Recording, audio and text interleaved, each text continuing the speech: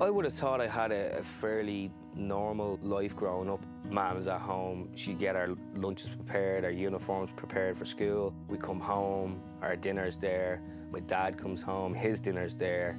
You know, a very typical sort of Dublin upbringing, I guess. My brother started playing rugby when he was maybe 14, I think, and tried to get me involved in it.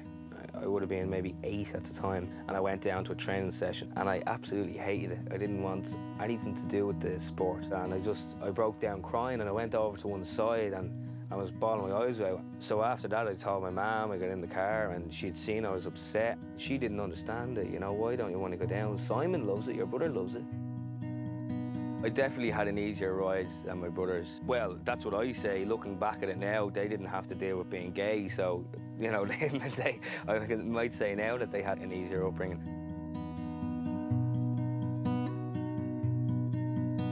About 2 years later, I think I was about 10, I went out and I went to training, and from then on I just absolutely loved it. I knew that this is the sport I want to do, this is the sport I'm good at, and this is the sport I enjoy.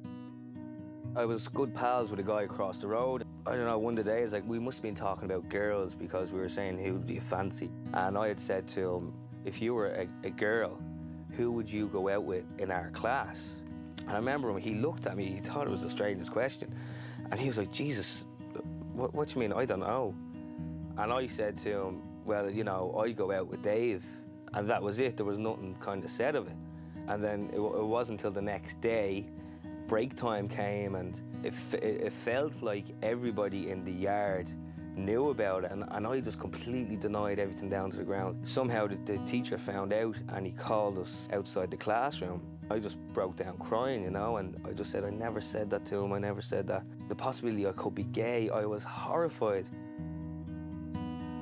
If you did anything feminine in any way, you were gay, you were queer, you were a faggot. Faggot would have been probably the most used term. If somebody called it to me, I'd definitely have a retaliation. My first reaction is, what do I say back to him so I can get a bigger laugh and take the spotlight off me?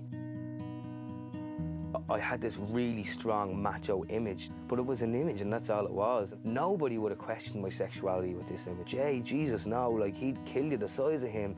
I felt that once I was strong physically and people saw that they'd never even, first of all, they wouldn't think that I was gay, but they'd never even try and comment on it. I think I was about 18 and I got drunk out with the rugby lads again, and things just start playing on your mind when you're drunk. You become more courageous, and it was about 4 o'clock in the morning and I was purposely marching outside my mum's room. I woke her up and I brought her downstairs and I told her, look, I'm never going to be married and you won't have grandkids. And I told her I was gay, and she said, you know, that doesn't bother me at all, like, you know, once you're happy. She said to me, well, you know, I think when you do eventually tell people, she said, I don't think you should tell your dad. You know, I'd be afraid he could kick you out of the house. That frightened me, you know, that I could never see the day I'd sit down and tell my dad. I found out about the Emerald Warriors, who were the gay team who played in Dublin. For me, I knew that, you know, I could do well here with these guys. And I could say to people on the pitch that, yes, I am gay, but it doesn't affect how I play rugby. I'm still the exact same rugby player. I remember when I was first down the Warriors and going out on the pitch, I was thinking, geez, I wonder what the opposition think, you know, playing all us gay lads. Do they think we're all soft? And as time went on, I go out on the pitch now and I don't even think about what the opposition think. I forget that the guys around me are all gay players. It's all about rugby. I seen it as the final step in my life was to come out, you know. I remember my dad needed help with work, so I went down and I was working with him for a while, and he left me upstairs kind of cutting out these holes in the doors, and if the hole was meant to be in the bottom of the door, I put it in the top of the door. And I told him, and he went ballistic. I just broke down crying, you know. I was 21 years of age and my father was shouting at me and I just couldn't take it. You know, he looked at me and he said, Jay, like, I'm really sorry I'm too hard on you. Jesus, I've never heard him talk like that before, ever. And my brother, he said, maybe on your way home, ask him to pull in for a pint and tell him about it. Even asking him to go out at 21 years of age, asking my dad out for a pint was a hard thing to do anyway. Went down to the pub and we had a few pints and we talked about crap. And it was time to leave then. We got into the car. I just said, I have to do it now. It's now or never, you know. And I just asked him, I said, Dad, can you turn off the car? And he turned off the car and I said, there's something I want to tell you. I just sat there in absolute silence. I couldn't get out what I wanted to say.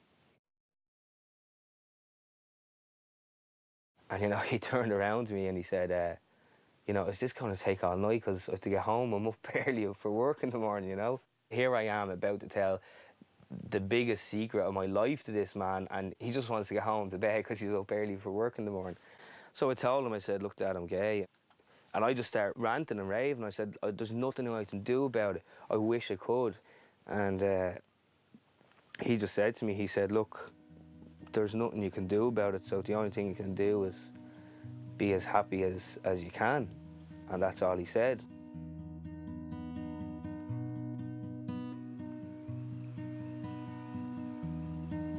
My name is Jay O'Callaghan. I play rugby and I'm gay.